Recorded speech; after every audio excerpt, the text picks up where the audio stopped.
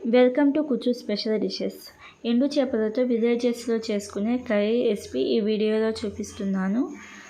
వేడి వేడి అన్నంలో సూపర్ ఉండిద్ది. ఒకసారి ట్రై చేసి మీకు ఎలా అనిపించిందో కామెంట్ చేయండి. ఈ రెసిపీ కోసం వేడి నీళ్ళు తీసుకుంటున్నాను. వేడి నీళ్ళలో ఎండు చేపలు వేసి ఒక 4-5 నిమిషాల పాటు పక్కన ఉంచండి. 4-5 నిమిషాల తర్వాత వేడి నీళ్ళు తీసేసి చల్ల నీళ్ళు వేసుకొని ఇలాగ చేతి వేళ్ళతో చేపలకి పైన ఉండే పుట్టు మొత్తం పోయేలాగా బాగా శుభ్రంగా చేసుకోవాలి.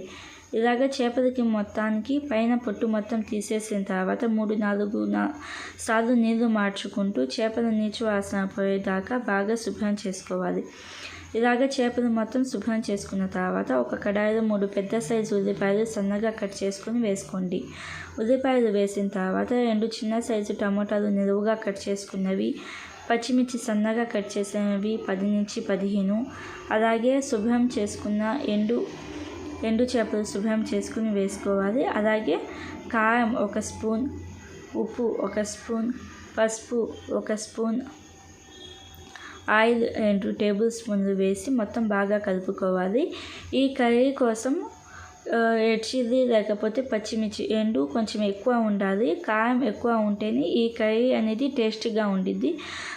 దానికోసం కొంచెం పచ్చిమిర్చి అలాగే రెడ్ చిల్లీ అనేది కొంచెం ఎక్కువ వేసుకోండి. ఇలా మొత్తం వేసుకొని బాగా కలుపుకున్న తర్వాత మూత పెట్టేసి లో ఫ్లేమ్లో కుక్ చేసుకోవాలి.